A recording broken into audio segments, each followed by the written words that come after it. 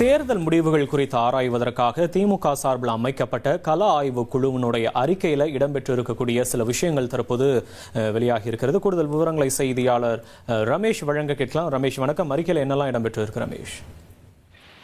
திமுகவில் உள்ள இளைஞர்களை முழுமையா பயன்படுத்தாதது, கட்சி பொறுப்புல இருந்த மூத்த நிர்வாகிகளை கண்டு கொள்ளாததெல்லாம் திமுகவின் தோல்விக்கு ஒரு முக்கியமான காரணம் அப்படின்னு தமிழ்நாடு முழுவதும் இருக்கக்கூடிய திமுக நிர்வாகிகள் பெரும்பாலானோர் கருத்தை சொல்லியிருக்கிறாங்க. அதாவது சட்டமன்ற தேர்தலில் திமுக தோல்விக்கு என்ன காரணம் அப்படின்னு ஆராய்வதற்காக 38 பேர் கொண்ட குழுவை திமுக தலைவர் மு.க.ஸ்டாலின் அறிவித்திருந்தார். தமிழ்நாடு முழுவதும் இந்த குழு சுற்றுப்பயணம் மேற்கொண்டு திமுக நிர்வாகிகள் கிட்ட கருத்துக்களை கேட்டாங்க. இந்த கருத்து புகார் எல்லாமே இப்ப அறிக்கையா திமுக தலைவர் மு.க.ஸ்டாலினிடம் இந்த கலாய்வு குழு சமர்ப்பிச்சிருக்கிறாங்க.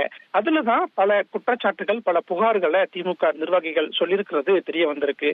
அதாவது இந்த திமுக ஆட்சியில் இருந்த 5 வருடத்துல கூட்டுறவு சங்கம், ஆவின் உள்ளிட்ட தேர்தல்களை நடத்தாதது கட்சி நிர்வாகிகளிடையே ஒரு அதிருப்தியை ஏற்படுத்தியிருந்தது அப்படின்னு பல நிர்வாகிகள் கருத்துக்களை சொல்லியிருக்காங்க. அதே மாதிரி இந்து சமய அறநிலையத்துறை கோவில்கள்ல அறங்காவலர் குழு நியமன பொறுப்புகள்ல அதிமுகவில் இருந்து வந்தவங்களுக்கு தான் முக்கியத்துவம் கொடுக்கப்பட்டது.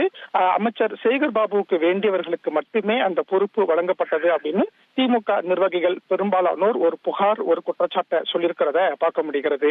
அதே மாதிரி மக்கள் குறைகளை அமைச்சர்களிடம் கொண்டு செல்ல அமைச்சர்களின் உதவியாளர்களே முட்டுக்கட்டை பல முறை காத்திருந்தும் அமைச்சர்களை பார்க்க முடியாம திரும்ப சென்றதா திமுக நிர்வாகிகள், திமுக தொண்டர்கள் ஒரு வேதனை புகாரா தெரிவிச்சிருக்கிறத பார்க்க முடிகிறது.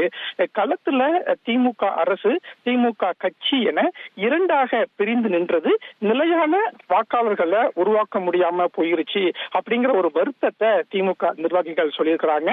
இதை எல்லாமே ஒரு அறிக்கையா ரெடி பண்ணி திமுக தலைவர் மு.க.ஸ்டாலினிடம் இந்த கள ஆய்வு குழு ஒரு அறிக்கையை சமர்ப்பிச்சிருக்கிறாங்க.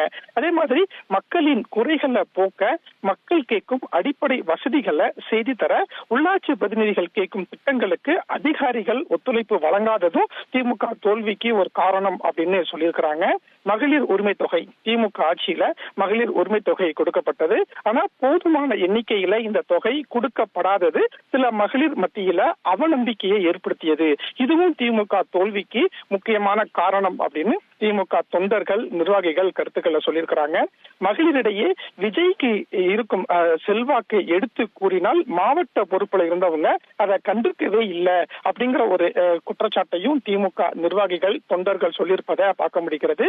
திமுகவில் உள்ள இளைஞர்களின் சக்தியை முழுமையா பயன்படுத்தல, அதுவும் திமுக தோல்விக்கு காரணம் அப்படின்னு தமிழ்நாடு முழுவதும் இருக்கக்கூடிய திமுக தொண்டர்கள், நிர்வாகிகள் ஒரு குற்றச்சாட்டு, ஒரு புகாரா சொல்லியிருக்கிறாங்க. வரக்கூடிய நாட்கள்ல இந்த குற்றச்சாட்டை எல்லாம் ஆராய்ந்து திமுகவில் பல மாற்றங்களை மேற்கொள்ள திமுக தலைவர் மு.க.ஸ்டாலின் முடிவு பண்ணியிருக்கிறாரு. உங்களுடைய விரிவான விவரங்களுக்கு நன்றி ரமேஷ். உங்களில் யாராவது ஜிடி நாயுடு பொறியியல் மாணவர்களுக்கான பிரத்யேக போட்டி. மாணவர்களே உடனே ரெஜிஸ்டர் பண்ணுங்க. ரூபாய் 10 லட்சம் பரிசுகளை வெல்லுங்க.